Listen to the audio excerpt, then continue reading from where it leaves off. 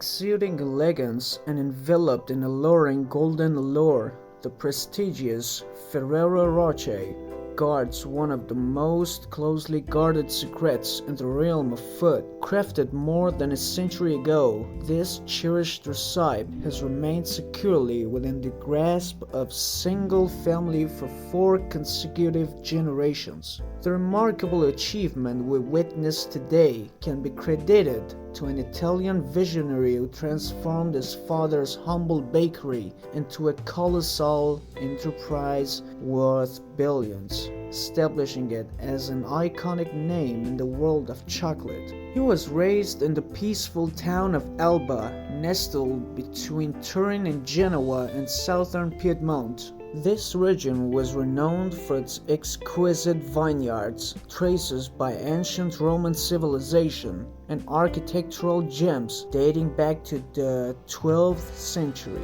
It was here in Alba that Pietro, Michele's father, launched a modest bakery fueled by grand aspirations. Pietro, having honed his skills as a pastry chef, was fervently committed to striking the perfect harmony between cocoa and hazelnuts, ingredients he could readily gather locally.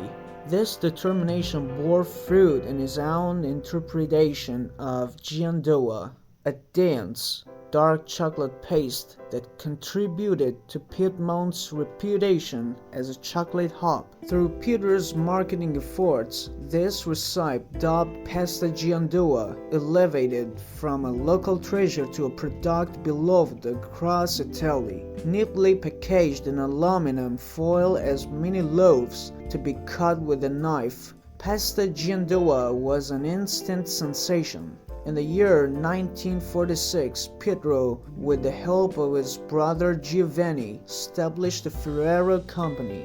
This enterprise took their humble pastry shop and small chocolate business and transformed it into a larger operation. Surprisingly, Pietro's most impactful business move did not involve the bakery, but occurred when his wife Piera gave birth to their only child, Michele. Growing up in Alba, a quiet rural town at the time, Michele never could have imagined the transformation that awaited both him and his hometown.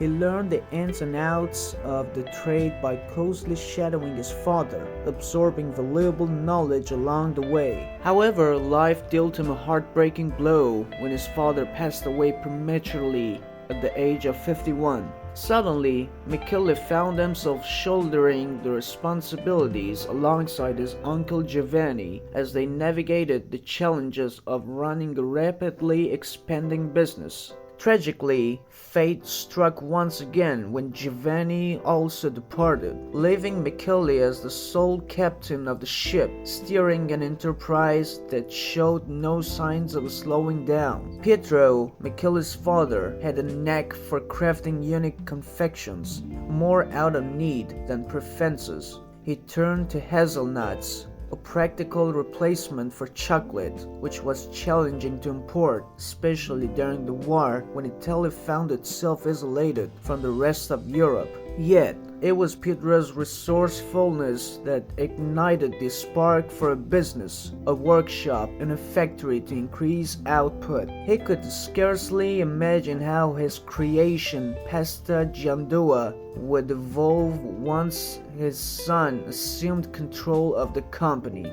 Michele stepped into his leadership role with a bold vision. Shifting away from the traditional chocolate bars or fillings, he conjured up the idea of a chocolate spread named Super Crema. This innovation debuted in 1949, a couple of years after Michele took charge, and it was a hit. Suddenly, chocolate was no longer a luxury item for the average Italian, but an everyday essential. Super Crema nestled in jars on the shelves, neighboring other bread spreads, signaling Michele's innovative mindset. To promote his product, Michele commissioned a truck, vibrantly decked out in the company's colors to journey around Italy, gifting chocolate to delighted children. Michele had a keen understanding that his competitors often overlooked the strategic advertising and marketing could stir up demand. A decade into Michele's helm, Ferrero had expanded to include 3 additional factories, 2 of them located outside Italy. His breakthrough came with the German market, where he repurposed old missile factories into candy production facilities, leveraging the post-war infrastructure and a burgeoning craving for candy bars, a trend that started when they were distributed as war rations. Michele guided Ferrero to immense success. In 1964, Michele took a bold step, rebranding Super Crema as Nutella. This name merged the English word nut with an Italian suffix, evoking food names like mozzarella, portabella, and citronella. But it was not merely a name shift. Michele, like his father, was on a mission to achieve the ideal balance of ingredients. His dedication resulted in Nutella, an all-new recipe distinct from Super Cremas. It is so top secret that not even media tours are permitted in the factories. The lore even goes that the original recipe was once translated into Arabic and secretly locked in an Egyptian vault. Nutella, promoted widely, quickly became a favorite among European kids. Michele's clever strategy to give the brand international appeal was a resounding success. In 1983, he brought Nutella to the American market and it took the world by storm. But even amidst Nutella's success, Michele was far from done. In 1968, he crafted a product exclusively for kids, aptly named Kinder, meaning children in German. With Ferrero's production already reaching Germany, Michele was confident in tapping into the local taste buds, and he nailed it. Kinder, more traditional in its confectionery style than Nutella or Ferrero Rocher, won hearts with its distinctive mix of milk chocolate, sugar, milk powder, and cocoa. Over the years, Kinder has launched numerous products, including Kinder Surprise, Kinder Bueno, Kinder Maxi, King ice creams, and more, continually targeting the young demographic.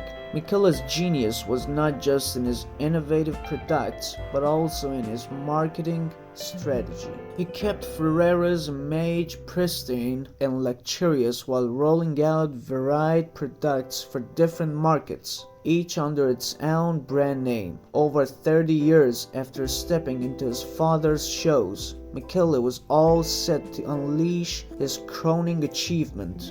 In 1979, Michele gifted the world a chocolate delight that would become a worldwide sensation.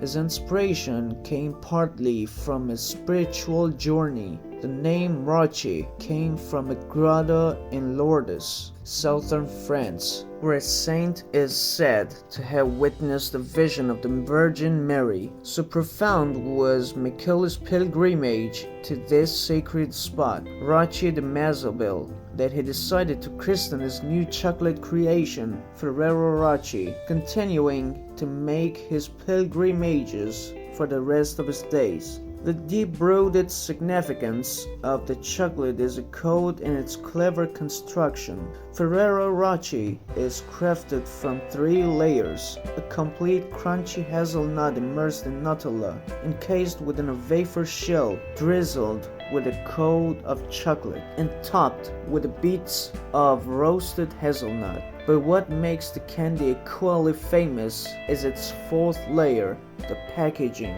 Each Rocher is encased in shimmering gold foil, nestled in a paper cup, and graced with the Ferrero Rocher brand imprint. This packaging bestows a kind of pseudo-luxury image on it, linking it with opulence and indulgence. Its unique packaging has become so iconic that the plastic boxes or displays are intentionally made as clear as possible to showcase the golden wrappings. These chocolates have turned into celebratory staples, with over half of Ferrero Rocher's annual sales happening in the year-end festive season, packaging around Christmas and New Year's Eve. They are now available in a range of different flavors. Michele was relentless in his global expansion of sales and production, bringing Ferrero's treats to every corner of the world. He diversified where he sourced raw ingredients and built an empire of 8 factories spanning 5 continents, supplemented by a network of sales offices. Michele Ferrero revolutionized his father's modest chocolate business, propelling it to global recognition. He masterfully segmented the company into unique brands: Ferrero Rocher, symbolizing elegance and indulgence; Kinder, catering specifically to children; and Nutella, a versatile staple in every pantry. Maintaining political neutrality and limiting sponsorship commitments, the company remained unblemished under Michele's keen stewardship. Ferrero never strayed from his roots. He invested in expanding transportation infrastructure to draw a broader workforce and fostered social initiatives that engendered a community deeply connected to the company. Perhaps this approach explains the absence of any worker strikes at the Ferrero factory. After launching Ferrero Rocher, Michele inaugurated the Ferrero Foundation in his beloved hometown, Alba. The foundation is a multifunctional hub complete with a kindergarten, school, bar, workshops, fitness centers, and healthcare facilities, exclusively accessible to employees with over a